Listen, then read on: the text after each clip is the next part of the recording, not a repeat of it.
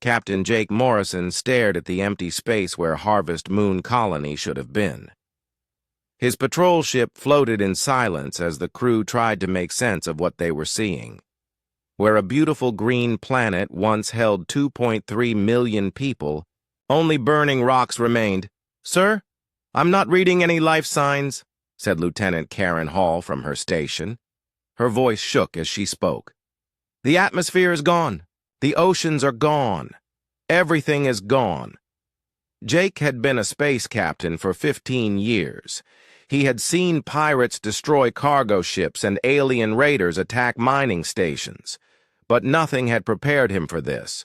Harvest Moon had been humanity's most successful farming colony. Families had lived there for 3 generations. Children had been born there. Now it was just a field of glowing glass. "Take us closer," Jake ordered. His hands gripped the chair arms so tight his knuckles turned white. "We need to see what happened here." The USS Liberty moved slowly toward what used to be the planet's surface. The ship's computers tried to scan for survivors, but the readings made no sense.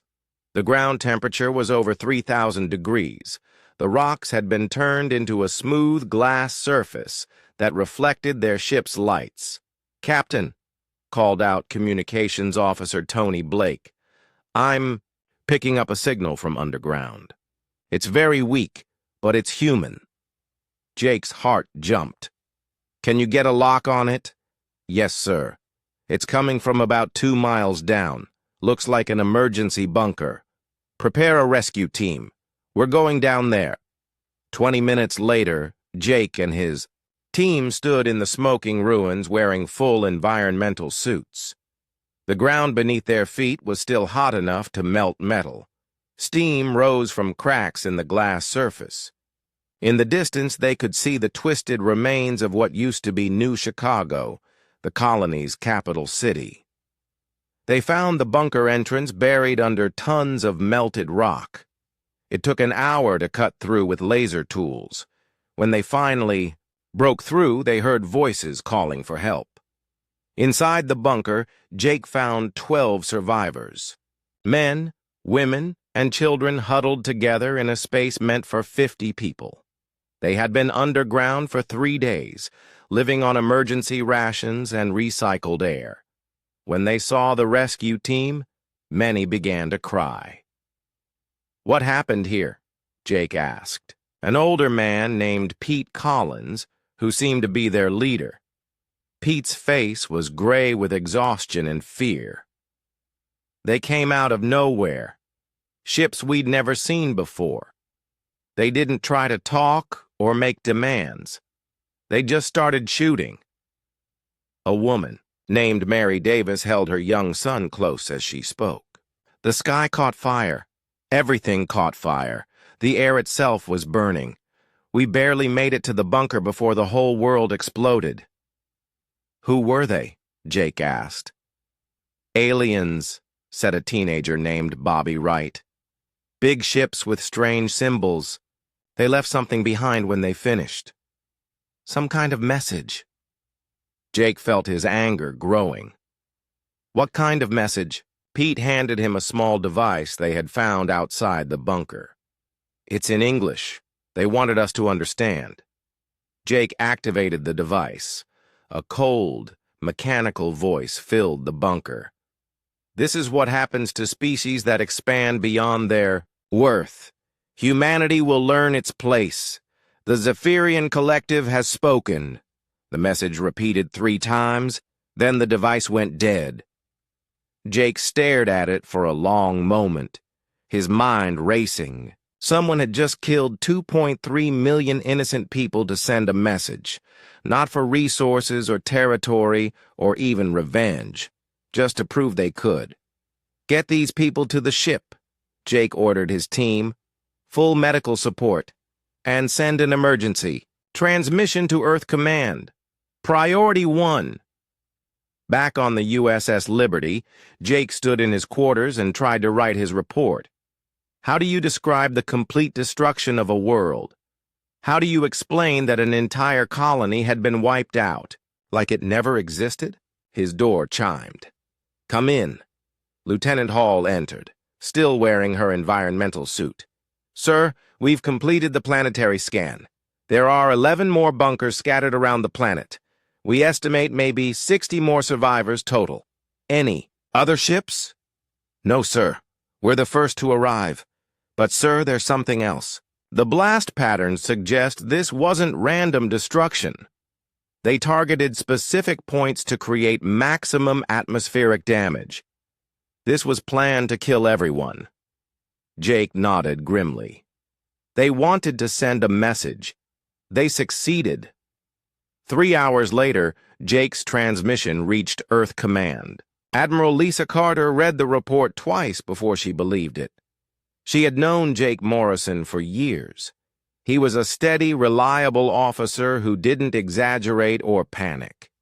If he said Harvest Moon was gone, it was gone. She immediately called an emergency meeting with the Defense Council.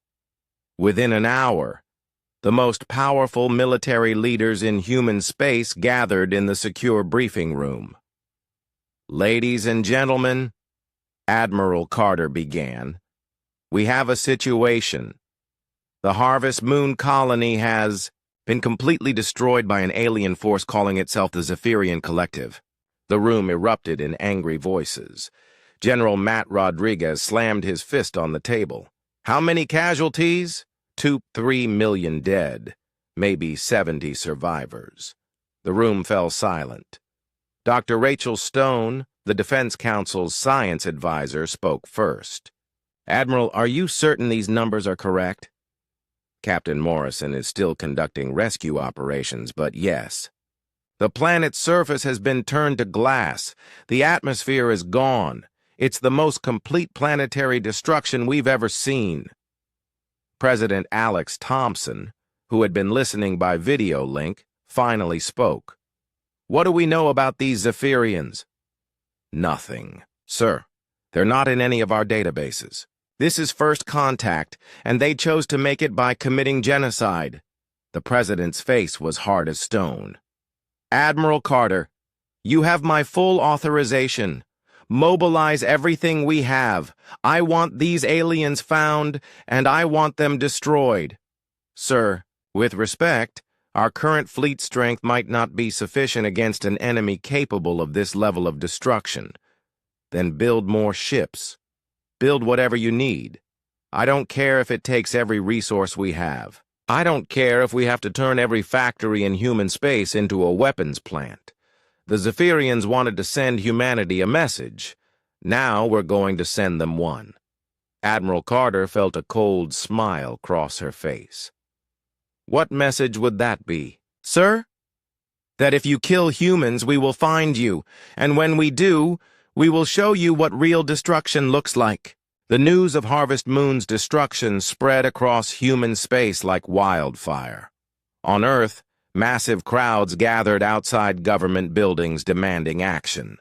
On colony worlds, people stared at the news broadcasts in shocked silence. Children, who had never seen war, asked their parents why someone would kill so many people. Admiral Lisa Carter stood in the war room at Earth Command, surrounded by holographic displays showing humanity's military assets. The numbers looked impressive until you realized they were facing an enemy who could destroy planets. "Current fleet strength is 15,000 ships," reported Colonel Amy Wright. "Most are patrol vessels and cargo escorts. We have maybe 3,000 actual warships." Admiral Carter nodded. It wasn't nearly enough. "What about industrial capacity?" Dr. Rachel Stone stepped forward with her tablet. "We have 847 major shipyards across human space, but they're mostly building civilian vessels. Converting them to military production will take time." "How much time?" 6 months minimum to retool. The factories. Another 6 months to train workers in military construction techniques. "We don't have a year," Admiral Carter said. "The Zephyrians could hit another colony tomorrow." President Thompson's image appeared on the main screen. Admiral, I've just signed Executive Order 1247. Every shipyard in human space is now under military control. Every factory that can be converted to weapons production will be converted. Money is no object. The President paused, his face grim. I've also authorized the activation of the Strategic Reserve. Tell Dr. Stone she now has access to every classified weapons project from the last 50 years. Dr. Stone's eyes widened. The Strategic Reserve contained humanity's most dangerous military secrets, projects that had been deemed too destructive to build. Sir, some of those designs were classified for good reason. Doctor, the Zephyrians just turned a planet into glass. I think we can forget about holding back. Within 24 hours, the transformation began. On Mars, the massive Olympus shipyard stopped building passenger liners and started constructing warships. On Europa, ice mining operations were converted to produce armor plating. Across the asteroid belt, refineries worked around the clock to process metals for weapons. Tony Blake had been building civilian ships for 20 years. Now he found himself working on the hull of a Dreadnought-class battleship. The construction. Shifts had been extended to 20 hours with only 4 hours of sleep. Nobody complained. This one's for the kids on Harvest Moon, he told his work crew as they installed the massive railguns. Every bolt we tighten, every plate we weld, it's payback time. His crew nodded grimly. They had all seen the footage from Captain Morrison's rescue mission. 73 survivors out of 2.3 million people. The math was simple and terrible. In the research labs beneath Geneva, Dr. Stone worked with teams of scientists to unlock humanity's deadliest secrets. Project Hellfire had been shelved 15 years ago because the weapons were too powerful. Project Thunderstorm could turn entire moons into kinetic projectiles. Project Nightmare could make stars go supernova. Are we really going to build these? Asked Dr. Brian Chen, her assistant. All of them, Dr. Stone replied. The Zephyrians want to play with planet killers. Let's show them what humans can do when we really try. On military bases across human space, General Matt Rodriguez supervised the largest recruitment drive in history. Volunteers lined up for days to join the armed forces. Young people who had never thought about military service now wanted to fight. Older veterans came out of retirement to train new soldiers. I want every recruit to understand what we're facing, General Rodriguez told his training officers. This isn't a border dispute or a trade war. This is a fight for human survival. We either destroy the Zephyrians completely, or they'll destroy us one colony at a time. The training was brutal. New Marines learned to fight in zero gravity, in poisonous atmospheres, and in the vacuum of space. They studied Zephyrian technology from the wreckage found at Harvest Moon. They learned to hate efficiently and kill without mercy. Private Dan Phillips had been a farmer before the war. Now he practiced boarding enemy ships with live ammunition. "Why don't we try to negotiate?" he asked his sergeant during a break. Sergeant Chris Martinez had served in the border wars against the hegemon, pirates. "Kid, you negotiate with people who want something from you. The Zephyrians don't want our planets or our resources. They want us dead. So we're going to kill them first." The shipyards worked day and night. Massive carriers that could launch 1,000 fighters. Battleships with guns that could crack moons. Destroyers fast enough to catch anything that tried to run. Humanity's industrial machine had awakened, and it was hungry for revenge. Captain Steve Johnson watched the construction from his command ship. He had fought pirates and smugglers for 20 years. This was different. This was total war. "How many ships will we have when construction is complete?" he asked Admiral Carter during their weekly briefing. 700,000 warships. Every design class we can build. It will be the largest fleet in galactic history. Captain Johnson whistled softly. That's not a fleet. That's an invasion force for the entire galaxy. Good, Admiral Carter replied. Because that's exactly what it is. We're not just going to defeat the Zephyrians. We're going to eliminate them. Every ship, every base, every colony. When we're done, the word Zephyrian will only exist in history books. The work continued. Humanity's colonies sent their best engineers and workers to the shipyards. Asteroid miners became armor specialists. Corporate executives became logistics. Coordinators. Everyone had a job, and everyone understood the stakes. 6 months after Harvest Moon's destruction, Admiral Carter received the report she had been waiting for. The first wave of new warships was ready for deployment. Hundreds of thousands more were under construction. She stood on the observation deck of the Titan shipyards and watched as endless lines of battleships moved into formation. Each ship carried enough firepower to level a city. Together, they could burn worlds. Dr. Stone joined her at the window. The weapons are ready, too. We've created things that would have horrified us a year ago. Any regrets? Admiral Carter asked. None. The Zephyrians chose this path when they murdered children for sport. Now they're going to learn what happens when you wake up humanity's war machine. In the distance, more ships continued to emerge from the construction bays. The arsenal of humanity was awakening, and its hunger would not be satisfied until every Zephyrian was dead and their empire was nothing but burning wreckage in the void. 6 months after the construction began, the largest military fleet in galactic history gathered at the Titan shipyards. Admiral Lisa Carter stood on the bridge of her flagship, the UES Vengeance, watching through the massive viewing windows. As warships stretched to the horizon in every direction, the sight was breathtaking and terrifying. Massive dreadnoughts floated next to sleek destroyers. Carrier ships large enough to hold entire cities drifted alongside fast attack vessels. Fighter craft swarmed between the larger ships like angry insects. The fleet extended for millions of miles in all directions. Final count, Admiral, reported Commander Nick Davis, the fleet's intelligence officer. 697,147 warships of all classes, 50 million crew members, 200 million Marines ready for ground assault.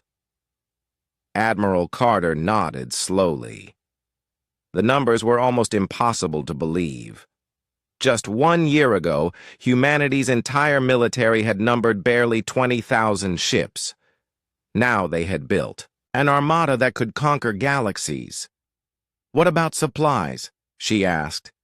Ammunition for 6 months of continuous combat, food and water for 8 months, fuel cells for a year of operations. We also have 500 supply ships and 200 mobile repair facilities. Captain Steve Johnson approached from the weapons control station. He had been placed in command of the assault wing, the fastest and most aggressive ships in the fleet. Admiral, the crews are ready. Most of them are new, but they're motivated. They all know what happened to Harvest Moon. Good. What about our intelligence on the Zephyrians? Commander Davis activated his tablet and projected a holographic map of known space. Red markers showed Zephyrian territory stretching across dozens of star systems. Based on the wreckage at Harvest Moon and deep space reconnaissance, we estimate they have approximately 50,000 ships. Their technology is advanced, but their numbers are limited. Colonel Amy Wright joined the group. She commanded the Marine Expeditionary Force, the ground troops who would board enemy ships and capture Zephyrian worlds. Sir, my Marines are trained and ready. We've studied every piece of Zephyrian equipment we could find. We know their weaknesses. Admiral Carter studied the holographic display. The red markers looked small compared to the massive blue area that represented human space.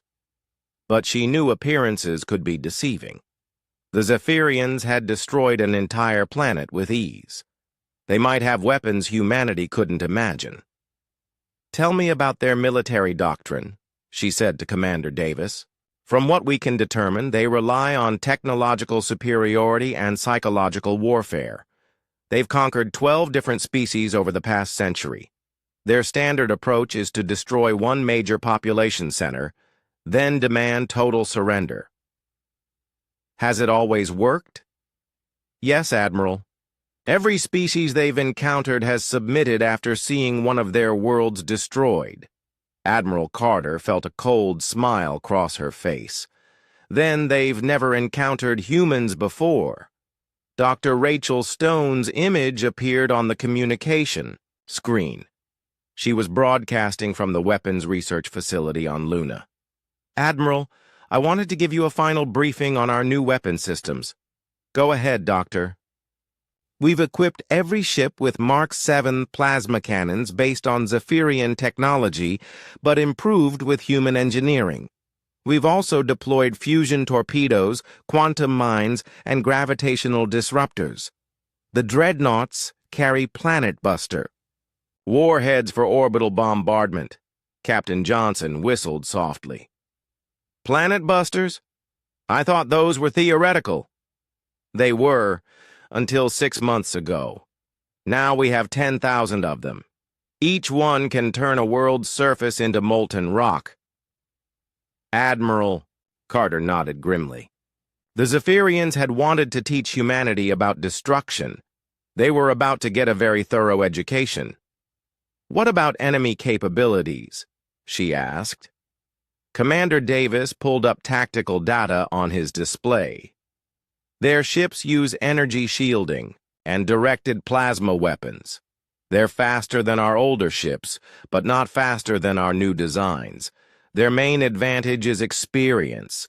They've been fighting wars for centuries. And their main disadvantage?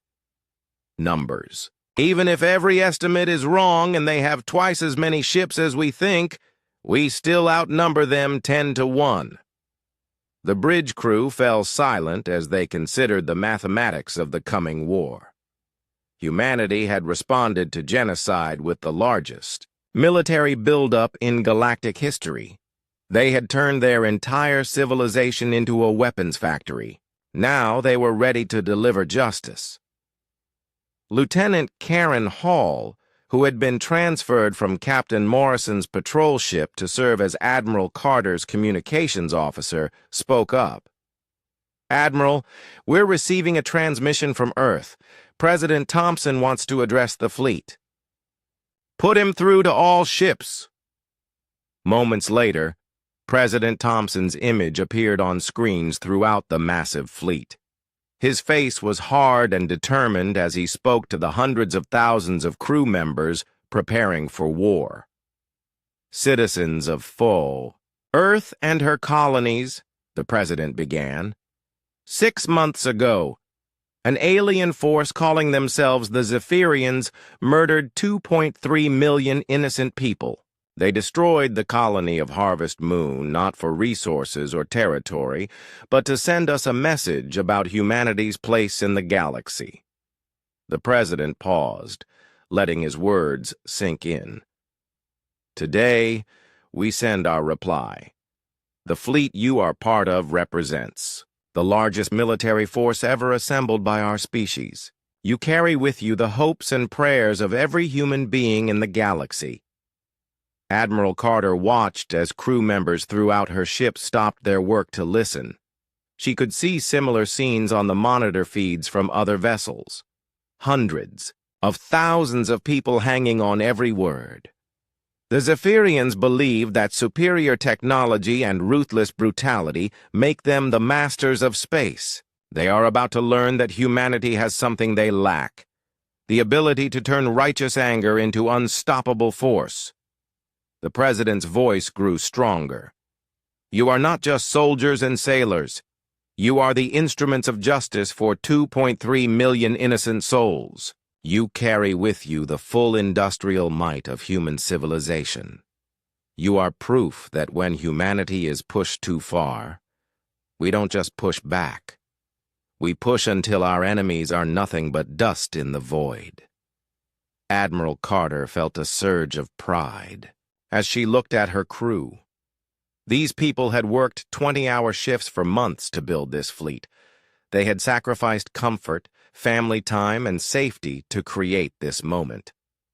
The Zephyrians wanted to teach humanity about destruction, President Thompson continued. Today the lesson begins. Show them what happens when you attack our children. Show them what happens when you threaten our future. Show them what humanity is capable of when we unite in common purpose. The transmission ended, leaving the fleet in thoughtful silence. Admiral Carter activated the fleet-wide communication system. Her voice reached every ship in the Armada. All vessels, this is Admiral Carter. Prepare for jump to hyperspace. Target, the Kepler Nebula, first known Zephyrian position. We're going hunting. The response was immediate. Across millions of miles of space, 700,000 warships powered up their engines. The revenge of humanity was about to begin. The human fleet moved through hyperspace, like a predator stalking its prey.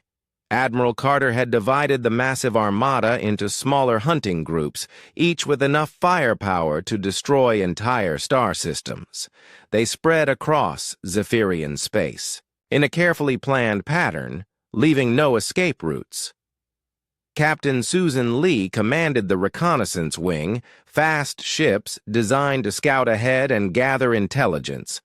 Her vessel, the UES Scout, dropped out of hyperspace at the edge of the Vega system, where satellites had detected Zephyrian activity. "What do you see?" she asked her sensor operator. "3 worlds, Captain. 2 appear to be mining colonies. The third is heavily defended with orbital platforms and a small fleet." Captain Lee studied the tactical display. 12 Zephyrian ships guarded the system, along with dozens of defensive platforms.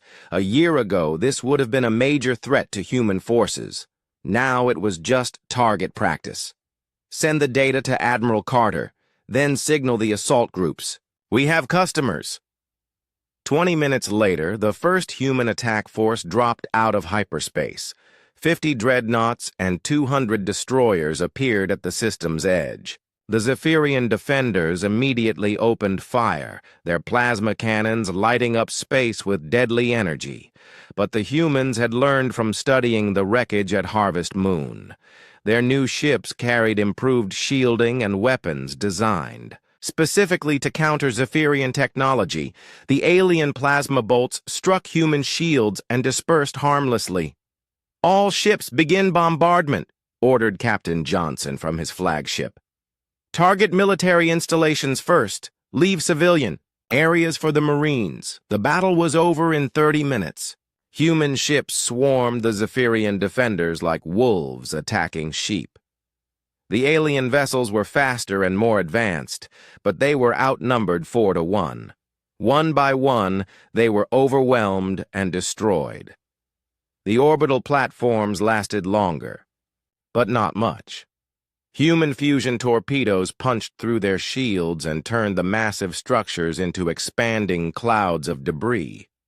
Within an hour, the system belonged to humanity.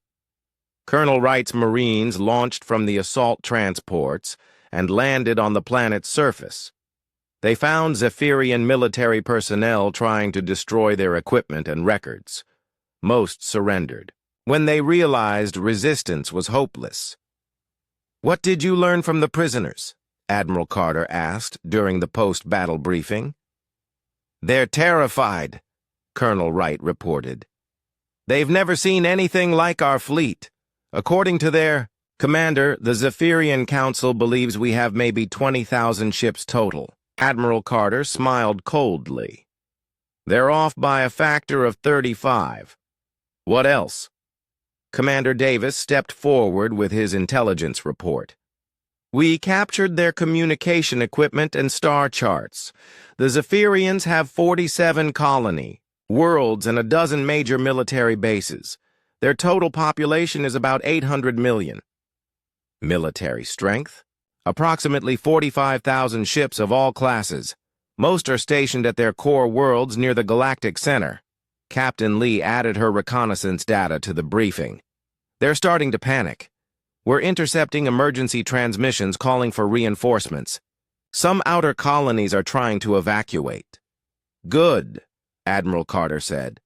Fear is a weapon too. How long until we reach their core systems? At current pace, 6 weeks. We're destroying everything military as we advance. Shipyards, weapons factories, training bases. They'll have no ability to reinforce their defenses. The human advance continued like a force of nature. Each system fell faster than the last as Zephyrian resistance crumbled. The aliens had built their empire on fear and technological superiority. Now they faced an enemy that couldn't be intimidated and had better technology. Marine Sergeant Chris Martinez led his unit through the ruins of a Zephyrian military academy. The aliens had tried to make a stand here, but human orbital bombardment had turned their fortifications into rubble. "Sergeant," called Private Phillips, "I found something. You should see." Phillips led him to a partially destroyed building filled with propaganda materials. The walls were covered with images showing Zephyrian victories over other species. Destroyed worlds, enslaved populations, and broken civilizations filled the displays. "Look at this," Phillips said, pointing to a section showing the 12 species. The Zephyrians had conquered. They kept trophies, pictures of every world they destroyed. Martinez felt his anger growing as he studied the images. Billions of innocent beings killed or enslaved by these aliens. Children who would never grow up. Civilizations that would never be rebuilt. "Take pictures of everything," he ordered his squad. "Command needs to see this." When Admiral Carter saw the evidence from the military academy, she called an emergency meeting with her senior officers. The holographic display showed image after image of Zephyrian atrocities spanning decades. "They're not just conquerors," she said grimly. "They're genocidal maniacs who collect souvenirs from their victims." Captain Johnson clenched his fists as he watched the display. "Admiral, I formally request permission to change our rules of engagement." "Explain." "We've been targeting military installations and avoiding civilian casualties. But these aren't civilized opponents. They're murderers who enjoy killing entire species." Dr. Stone's image appeared on the communication screen from her research ship. "Admiral, I've been analyzing the data from captured Zephyrian computers. They have detailed plans for destroying human colonies one by one. Harvest Moon was just the beginning." The bridge fell silent as everyone absorbed this information. The Zephyrians hadn't attacked Harvest Moon in self-defense, or even for conquest. They had done it for sport, as part of a planned campaign to wipe out humanity. "Dr. Stone, what else did you find?" "They've been studying human space for years, Admiral. They know the location of every colony, every military base, every major population center. If they win this war, they plan to kill every human in the galaxy." Admiral Carter felt something cold settle in her chest. This wasn't just a war anymore. It was a fight for human survival against an enemy that wanted to exterminate her entire species. "Captain Johnson, your request is approved. New rules of engagement, total warfare, military targets, industrial targets, government targets, everything that supports their war machine is a legitimate target. What about civilians? Evacuate them if possible. But if they choose to fight alongside their military, they accept the consequences." The word spread quickly through the human fleet. "The Gloves were coming off. Humanity was done being merciful with genocidal maniacs. Captain Lee's scouts reported that Zephyrian colonies were starting to panic. Refugee ships filled with alien civilians fled toward the core worlds. Military units abandoned their positions, rather than face human assault forces. "They're collapsing faster than we expected," she reported to Admiral Carter. "At this rate, we'll reach their capital system in 4 weeks instead of 6. "Excellent. The sooner we end this, the sooner we can make sure they never threaten anyone again." In the depths of space, the human fleet continued its methodical advance. Behind them lay the wreckage of dozens of Zephyrian systems. Ahead lay the alien homeworld. And the final confrontation. The hunt was almost over. The Kepler Nebula glowed with deadly beauty as 2 massive fleets prepared for battle. Swirling clouds of gas and cosmic dust created a maze of hiding places and sensor shadows. It was here that the Zephyrians had chosen to make their first major stand against the human advance. Commander Paul Garcia stood on the bridge of his destroyer, the UES Thunderstrike, watching as the enemy fleet took formation. 50,000 human ships faced off against the Zephyrian 1st Defense Fleet, their most elite military force. "Enemy count?" he asked his tactical officer.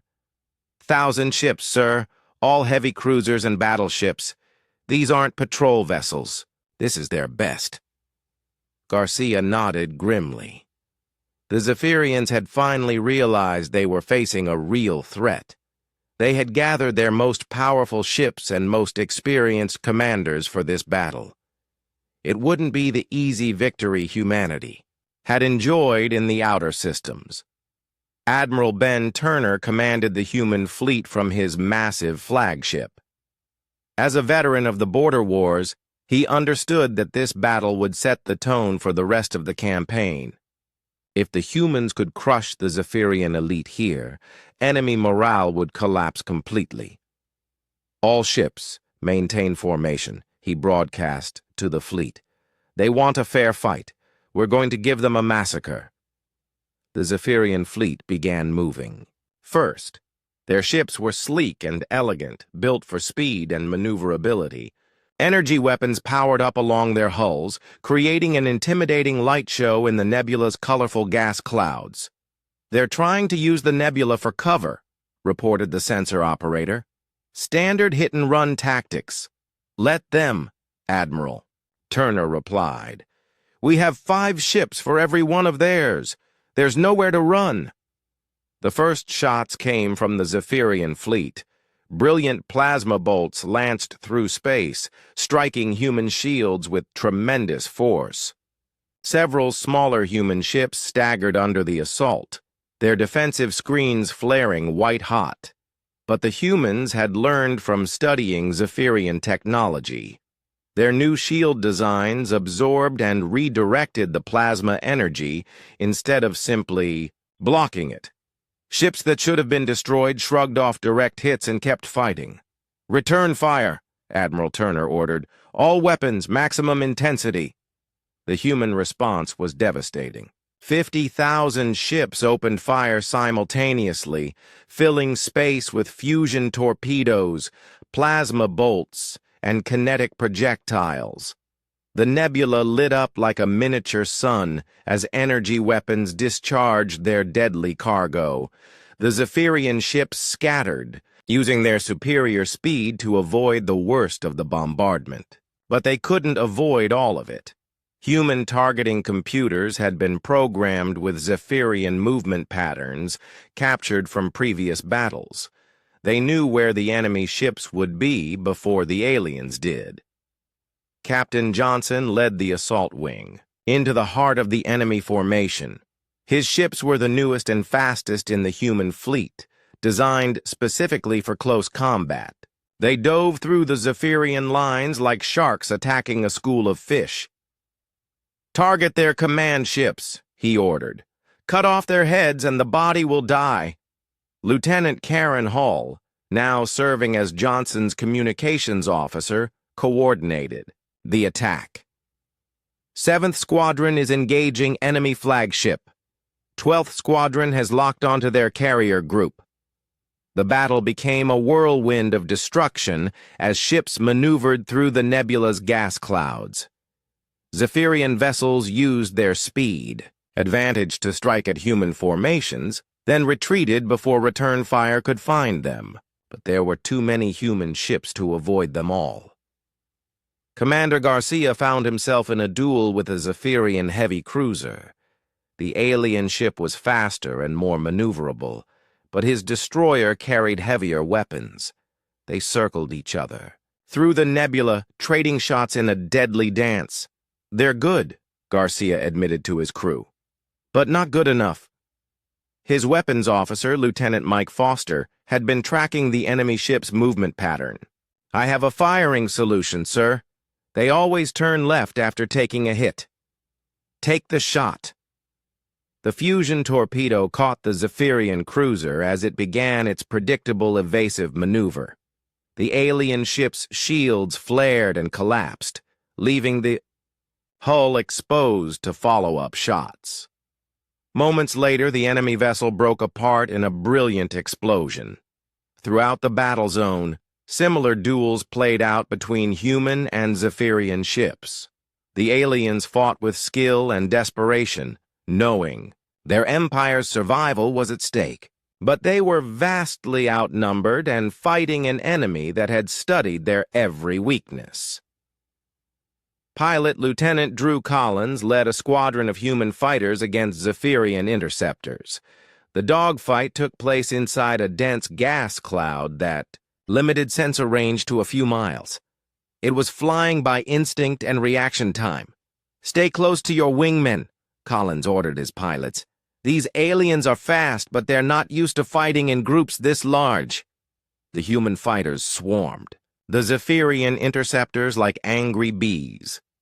Individual alien pilots were more skilled, but they couldn't handle the sheer number of opponents. One by one, the enemy fighters were overwhelmed and destroyed.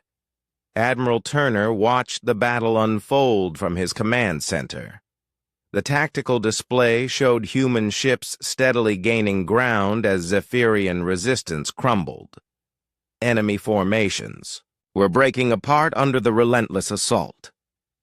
"Sir," called his intelligence officer, "we're intercepting Zephyrian communications. They're calling for immediate reinforcement." "Are any coming?" "Negative. All other Zephyrian fleets are defending their core systems. The first defense fleet is on its own." Turner smiled grimly. The aliens were learning what it meant to fight: humanity. When humans went to war, they brought overwhelming force and left nothing to chance. The battle's turning point came when Captain Johnson's assault wing broke through the Zephyrian center. Human ships poured through the gap, surrounding isolated enemy formations and destroying them one by one. "All Zephyrian ships, this is Admiral Turner," he broadcast on an open channel. "Your position is hopeless. Surrender now and your crews will be treated according to military law." The response came from the Zephyrian fleet commander. "Humans, you fight without honor. We will never surrender to inferior beings." "Then you'll die with honor," Turner replied. "All ships, resume bombardment." The final phase of the battle was more execution than combat. Surrounded human forces methodically destroyed the remaining Zephyrian ships. Some aliens fought to the last shot, while others tried to escape into the nebula's depths. None succeeded. When the shooting stopped, the Kepler Nebula was filled with the debris of 8,000 destroyed Zephyrian ships. The human fleet had lost fewer than 200 vessels, and most of those were lightly damaged rather than destroyed. Commander. Garcia surveyed the battlefield from his bridge. Twisted metal and frozen alien corpses drifted through the colorful gas clouds. It was beautiful and terrible at the same time. "Sir," called his communications officer, "Admiral Turner is ordering all ships to recover any Zephyrian survivors for interrogation." "How many survivors are we finding?" "Very few, sir. Most Zephyrian ships self-destructed rather than surrender." Garcia nodded. The aliens preferred death to capture. It was either admirable courage or fanatical stupidity, depending on your point of view. Admiral Turner's final report to Admiral Carter was brief and to the point. "The Zephyrian First Defense Fleet has been completely destroyed. Enemy casualties, 8,000 ships and approximately 200,000 personnel. Human casualties, 187 ships damaged, 23 destroyed. We are ready to continue the advance." The message that went out to the surviving Zephyrian forces was even shorter. "This is what happens when you fight humanity. Surrender now or face complete annihilation." No replies were received. The war would continue until one side was completely destroyed. The inner systems of Zephyrian space burned with the light of 1,000 suns as human forces systematically destroyed everything that could support the alien war machine.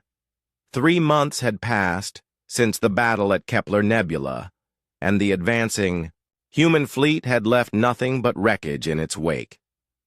General Linda Scott stood in the command bunker on Zephyr Beta, watching her Marines process captured alien equipment. The planet had been a major weapons manufacturing center until human orbital bombardment turned its factories into molten craters. Now it served as a temporary base for interrogating Zephyrian prisoners. "What have we learned from the prisoners?" she asked Colonel Wright. "They're completely demoralized," Wright replied, reviewing her tablet. "Most of them can't believe humanity has this many ships. Some are calling us a plague species that reproduces too fast to be stopped." General Scott smiled grimly. After seeing what the Zephyrians had done to 12 other civilizations, she felt no sympathy for their fear. "What about military intelligence? We now have complete star charts of their remaining territory. 17 core worlds, 5 major shipyards, and their capital system. Total remaining military strength is estimated at 15,000 ships. 15,000 against our 650,000, Scott mused. The human fleet had lost some ships in battle, but new vessels were still arriving from Earth's shipyards. They must know this is hopeless. They do. But their leadership refuses to surrender. According to prisoners, Emperor Vexithara has ordered all Zephyrian forces to fight to the death. Admiral Rick Adams commanded the orbital bombardment fleet that was systematically destroying Zephyrian infrastructure. His ships hung in space above industrial worlds, methodically targeting factories, power plants, and transportation hubs with fusion weapons. "Target the manufacturing complex in Grid 7, he ordered his weapons officer. "Complete destruction." The Planet Buster warhead struck the complex with the force of a small star. The explosion was visible from orbit as a miniature sun that vaporized everything within 50 miles. When the light faded, only a glass crater remained where thousands of aliens had once worked to build weapons. "Sir," called his intelligence officer, "we're receiving a transmission from the surface. It's a surrender offer from the planetary governor." Adams considered the request. His orders were clear: destroy all military and industrial targets. But the governor was offering to shut down all weapons production and evacuate military personnel. "Tell the governor he has 6 hours to remove all military assets from the planet. After that, we finish the job." The evacuation was chaotic and desperate. Zephyrian transports struggled to carry away equipment and personnel, while human ships waited in orbit like patient predators. Some aliens tried to hide weapons in civilian areas, but human sensors detected them anyway. When the deadline passed, Adams resumed bombardment. The remaining factories and military bases disappeared in nuclear fire. Another world's ability to wage war had been permanently eliminated. Engineer Commander Kelly Brown watched the bombardment from her technical support ship. As one of Dr. Stone's weapon designers, she had helped create the fusion bombs that were reshaping Zephyrian worlds. "How many planets have we sterilized now?" asked her assistant, Lieutenant Pete Martinez. 12 industrial worlds completely destroyed, 23 partially destroyed. Every major shipyard except the ones at their capital system. Any regrets? Brown thought about the question as she watched another explosion bloom on the planet. Below. They turned Harvest Moon into glass for sport. This is justice. The psychological warfare was working as well as the physical destruction.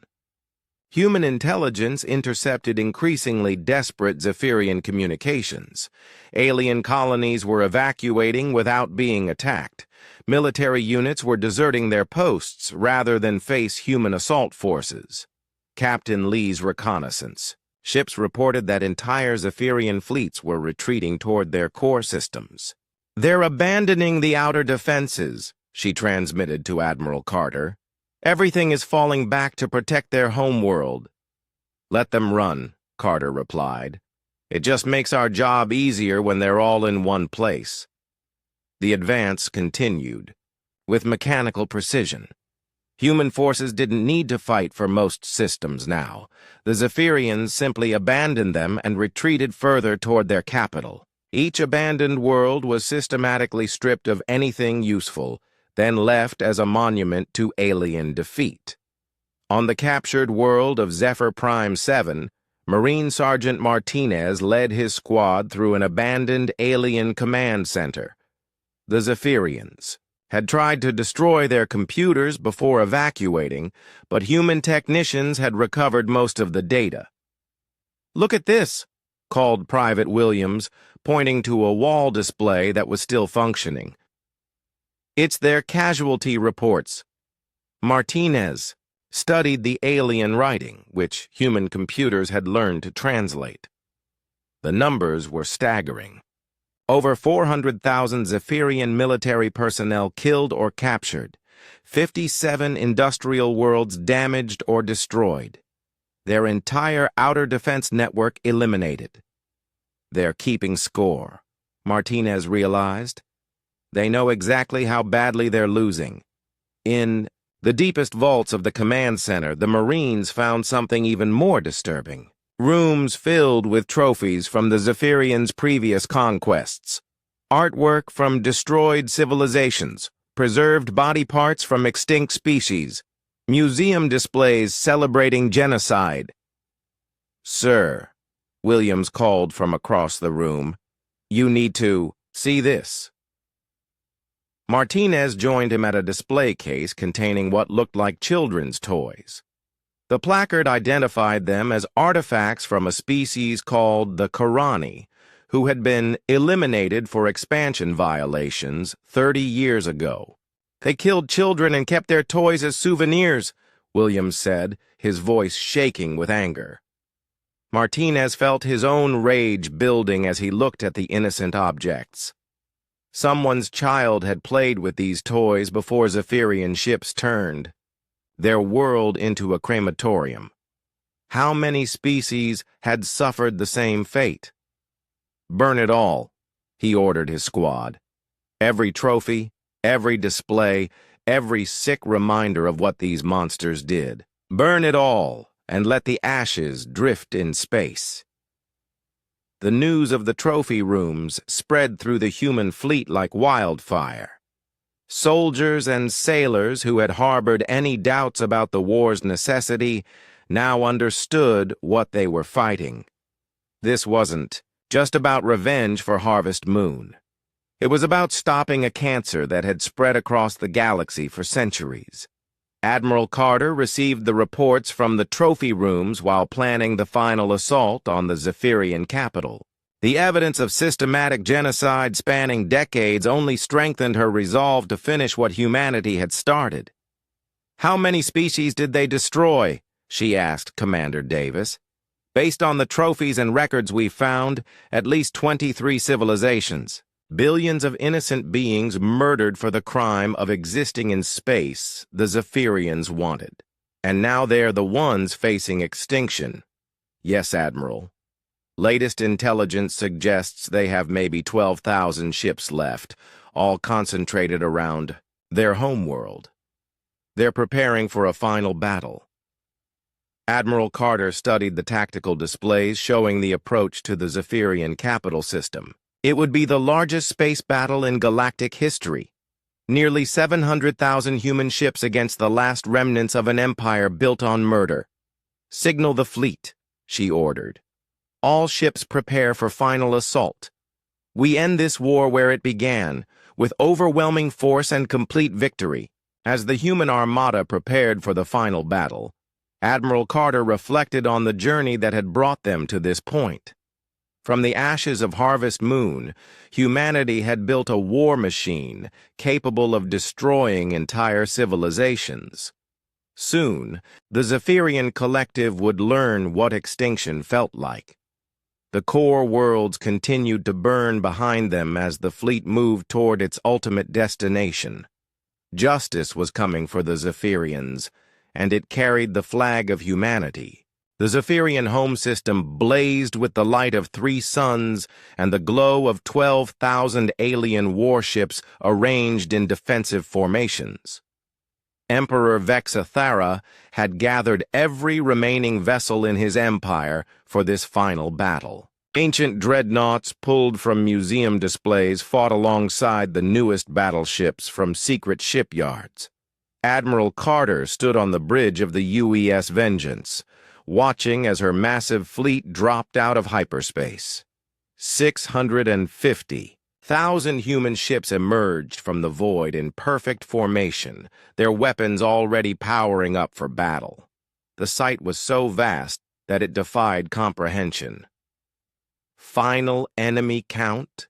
she asked Commander Davis. 11,847 ships confirmed, Admiral. They're arranged in 3 defensive spheres around their homeworld. Every vessel appears to be at maximum combat readiness. Captain Johnson joined them at the tactical display. "They're not running this time. This is their last stand." "Good," Admiral Carter replied coldly. "I was hoping they'd have the courage to face us directly." The Zephyrian homeworld hung in space like a jewel surrounded by steel. Massive orbital platforms and defense satellites created additional layers of protection. Energy shields, powerful, enough to deflect asteroids, shimmered around key installations. "Sir," called Lieutenant Hall from the communications station, "we're receiving a transmission from the Zephyrian Emperor. Put him through." The main screen filled with the image of Emperor Vexathara. He was tall and elegant, with the bearing of someone who had never known defeat. His golden robes marked him as the supreme ruler of a galactic empire. His eyes burned with hatred as he looked at the human fleet. "So," he said in perfect English, "the plague species has finally reached our sacred home. I am Emperor Vexathara, rightful ruler of this galaxy. You will withdraw immediately or face total destruction." Admiral Carter stepped forward so the Emperor could see her clearly. "I am Admiral Lisa Carter of the Human Defense Fleet. You are guilty of genocide against the colony of Harvest Moon and 23 other civilizations. Surrender now and face trial for your crimes." The Emperor's laugh was cold and mocking. "Surrender? To inferior beings who pollute space with their very existence? Never. We are the chosen ones, destined to rule. You are nothing but animals who learn to use tools." "Then you'll die as animals do," Carter replied. "Afraid and alone in the dark." The transmission ended. Both fleets prepared for the largest space battle in galactic history. The Zephyrians struck first, as they always did. Their fastest ships launched from the outer defensive sphere, racing toward the human lines with plasma cannons blazing. The attack was coordinated and professional, exactly what you'd expect from an empire with centuries of military experience. But experience meant nothing against overwhelming numbers. For every Zephyrian ship that attacked, 50 human vessels responded. The alien assault was swallowed up in a storm of return fire that lit up the space between the fleets. All ships advance. In formation, Admiral Carter ordered. Maintain pressure on all fronts. Don't let them concentrate their forces. The human fleet moved forward like a wall of steel and fire. The first defensive sphere crumbled under the assault as Zephyrian ships were overwhelmed and destroyed. Some aliens fought with desperate courage, taking human ships with them as they died. Others broke formation and tried to retreat to the inner defenses. Captain Johnson led his assault wing straight into the heart of the enemy formation. His ships were faster than the older human vessels, designed specifically for close-range combat. They punched through Zephyrian lines and spread chaos in their wake. "Target their command ships," Johnson ordered his squadron leaders. "Kill their coordination and they'll fall apart." The battle became a three-dimensional maze of destruction, as ships maneuvered through the system's asteroid fields and gas giant rings. Zephyrian defenders used every piece of cover available, but there was nowhere to hide from 650,000 human ships. Colonel Andy Morgan commanded the Marine assault forces aboard the transport ship UES Thunder. His job was to board disabled enemy vessels and capture their crews for interrogation. It was dangerous work, but necessary for gathering intelligence about Zephyrian leadership. "First squad, prepare for boarding action," he ordered as his ship approached a crippled Zephyrian cruiser. "Remember, we want prisoners. Dead aliens can't tell us where their emperor is hiding." The boarding action was brutal and swift. Human Marines in powered armor stormed through the alien ship's corridors, overwhelming the defenders with superior firepower and training. Within minutes, the vessel was secure and its crew captured. "What did you learn?" Admiral Carter asked during the post-action briefing. "The Emperor is commanding from a mobile fortress somewhere in the inner system," Colonel Morgan reported. "It's heavily shielded and surrounded by his personal guard fleet." "How many ships?" "Approximately 2,000 of their best vessels. All veterans who've served the Imperial family for generations." Captain Beth Clark, the fleet's chief engineer, had been monitoring the battle from her technical support ship. Her job was to analyze enemy technology and recommend tactical improvements. What she saw impressed and worried her. "Admiral," she transmitted to the flagship, "the Zephyrians are using some kind of adaptive shielding. Their defensive strength increases the longer they stay in combat." "Explain." "Their shields learn from each attack and adjust accordingly. Ships that survive the first few minutes become much harder to kill." Admiral Carter considered this information. "Recommendation: overwhelming firepower from multiple directions. Don't give their shields time to adapt." The second defensive sphere put up fiercer resistance than the first. Zephyrian ships fought in coordinated groups, using their adaptive technology to maximum advantage. Human casualties began mounting as alien vessels became harder to destroy, but humanity's industrial advantage was finally showing its true power. For every human ship damaged or destroyed, 3 more took its place. The flow of reinforcements from Earth's shipyards had never stopped, and fresh vessels continued arriving even during the battle. "Sir," called Commander Davis, "the third defensive sphere is beginning to collapse. Enemy ships are retreating toward their homeworld." Admiral Carter watched the tactical display as Zephyrian formations broke apart under relentless human pressure. The aliens were fighting with the courage of desperation, but courage wasn't enough against a fleet this size. "Signal all ships," she ordered. "Prepare for planetary assault. We're going to finish this war on the surface of their homeworld." The final phase of the battle took place in orbit around the Zephyrian capital.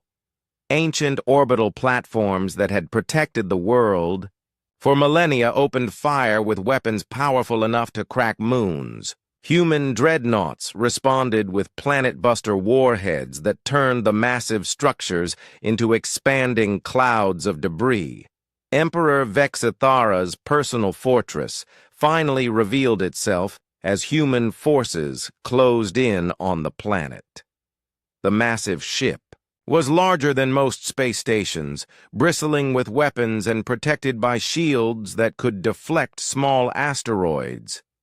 "That's him," Admiral Carter said as she studied the Emperor's flagship. "That's the monster who ordered the destruction of Harvest Moon. Should we attempt to capture him alive?" asked Captain Johnson. Admiral Carter thought about the 2.3 million dead humans and the trophies of 23 extinct civilizations. "No.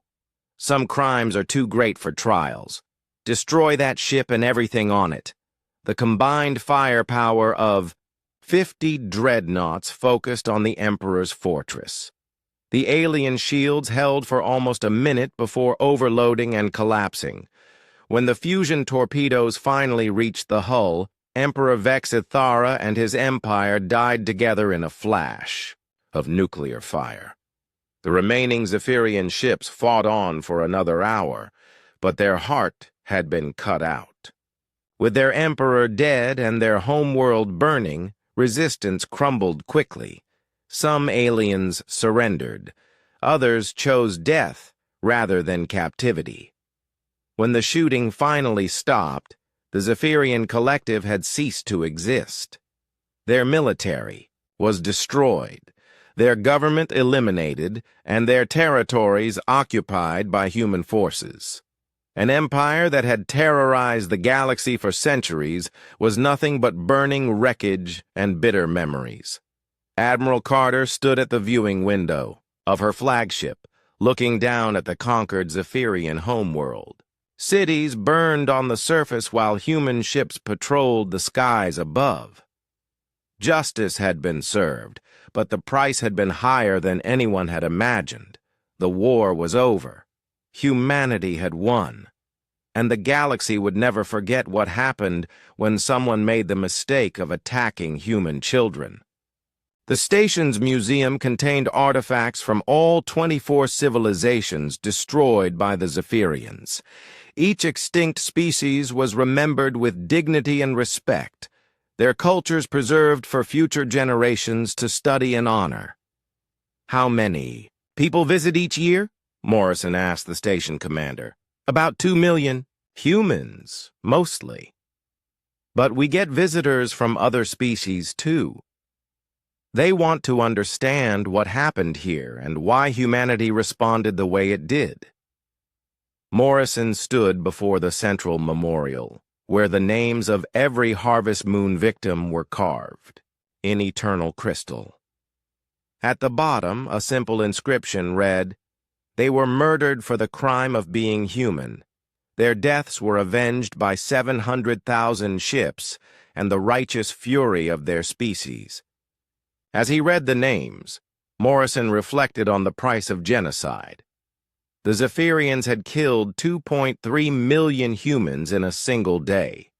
In response, humanity had eliminated their entire civilization from the galaxy. The mathematics of revenge were simple and terrible. The galaxy was safer now. Species that had lived in fear of Zephyrian expansion could develop in peace. Trade routes that had been plagued by alien raiders were now secure under human protection. The price of that safety had been paid in full by an empire that no longer existed. Admiral Carter spent her final years writing the official history of the war. Her memoirs became required reading at military academies across human space. The lessons were clear.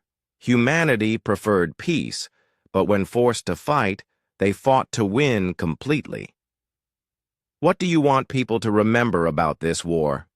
asked her interviewer during the book's promotional tour. Carter considered the question carefully. "I want them to remember that humanity didn't start this war. We didn't want it. But when someone chose to murder our children, we showed them what real war looks like. That lesson should never be forgotten." The Zephyrian Collective had wanted to teach humanity about destruction. Instead, they had learned that some species are too dangerous to threaten. 1 year after the final battle, Admiral Carter stood in what had once been Emperor Vexithara's throne room. The massive chamber had been converted into a memorial for the victims of Zephyrian genocide. Holographic displays showed the faces of 2.3 million humans from Harvest Moon, along with billions of other beings from the 23 civilizations the aliens had destroyed. The transformation was complete and terrible. Where the Zephyrian Collective had once ruled dozens of star systems, human administrative zones now maintained order. The alien species that had terrorized the galaxy for centuries existed only in history books and war memorials. Final casualty. "Report?" she asked Commander Davis, who had remained her intelligence officer throughout the occupation. "Zephyrian military casualties, 847,000 personnel.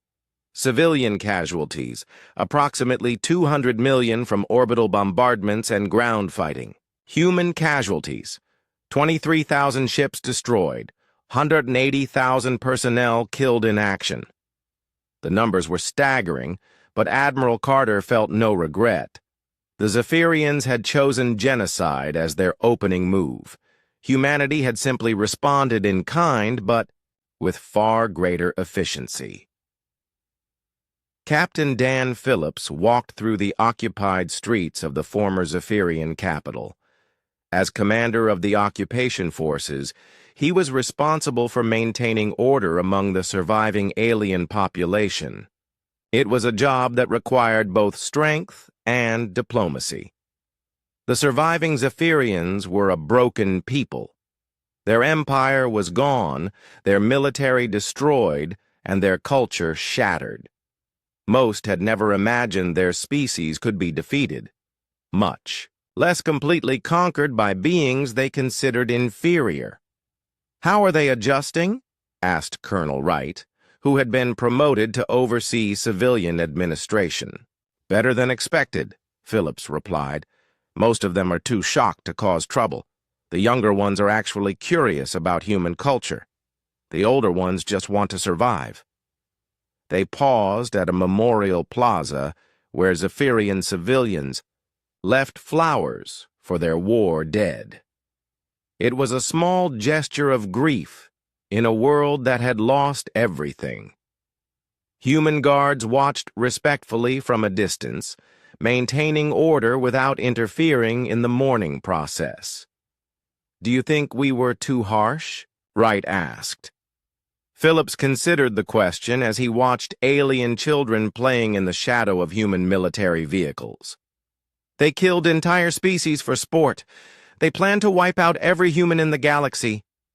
I think we were exactly harsh. Enough." President Thompson arrived for the official ceremony marking the end of the war. He was accompanied by representatives from dozens of species that had survived Zephyrian aggression over the centuries. For them, humanity's victory represented liberation from their greatest fear. "Citizens of Earth and her allies," the president began, addressing the assembled crowd. 1 year ago, the Zephyrian Collective committed an act of genocide against the innocent people of Harvest Moon. Today, we gather to remember the dead and ensure their sacrifice was not in vain.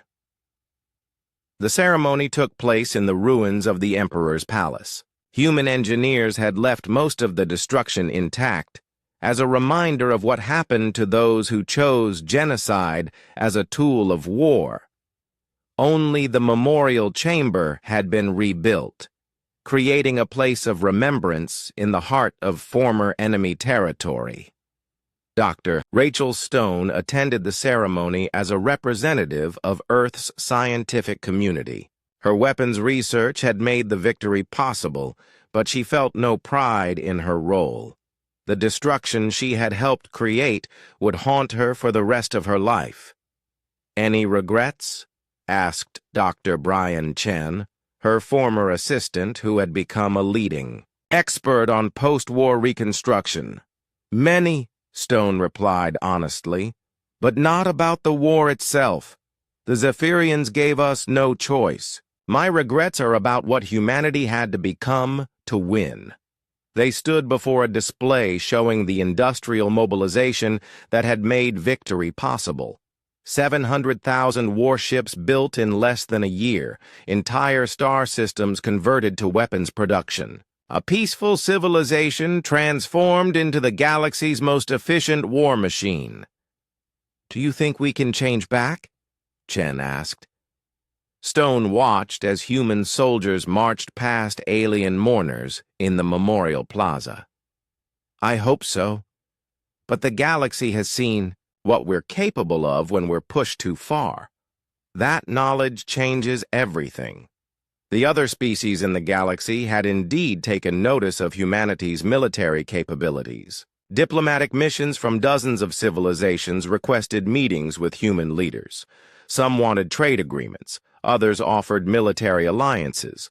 All wanted to ensure they never became humanity's enemy. Ambassador Sarah Kim met with representatives from the Hegemony Alliance, a group of species that had fought against Zephyrian expansion for decades. They had arrived to thank humanity for eliminating their greatest threat.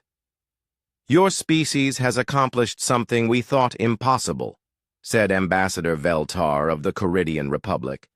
"The Zephyrians seemed unstoppable. We had begun preparing for our own extinction."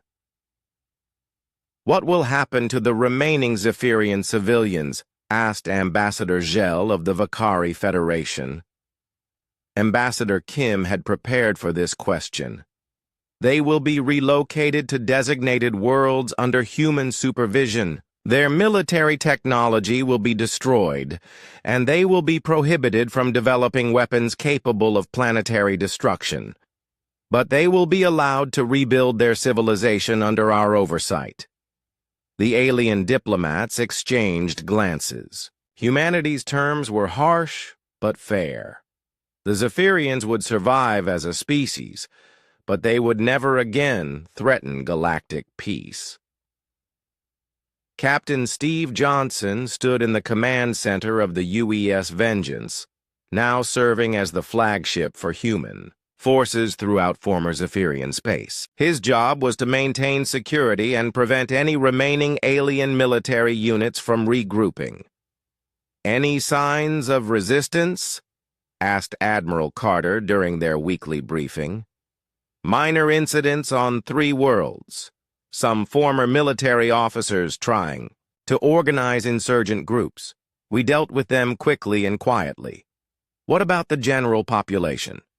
Compliance is at 94%. Most Zephyrians just want to rebuild their lives. The war broke their will to fight." Admiral Carter nodded. It was what she had expected. The Zephyrian defeat had been so complete and overwhelming that few aliens had any stomach for continued resistance. They had learned what humanity was capable of when truly angry. The memorial ceremony concluded with a message from Admiral Carter to the galaxy. Her words were broadcast across dozens of star systems, reaching every species that had wondered about humanity's intentions. "The war against the Zephyrian collective has ended," she began. "Their empire has been destroyed, their military eliminated, and their threat to galactic peace removed forever.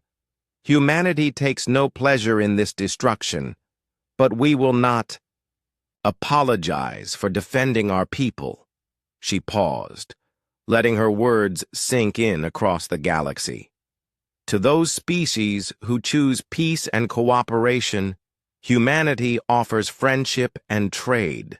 To those who would follow the Zephyrian path of genocide and conquest, we offer this warning. We remember our dead, we remember our enemies, and we never forget. The message was clear and unmistakable.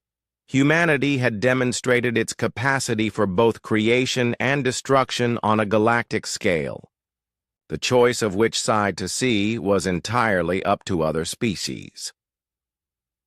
5 years later, Captain Morrison returned to the Harvest Moon system as part of a memorial expedition. The planet was still uninhabitable, its surface a field of glass that reflected the light of nearby stars. But human engineers had built a massive space station in orbit, serving as both a memorial and a reminder.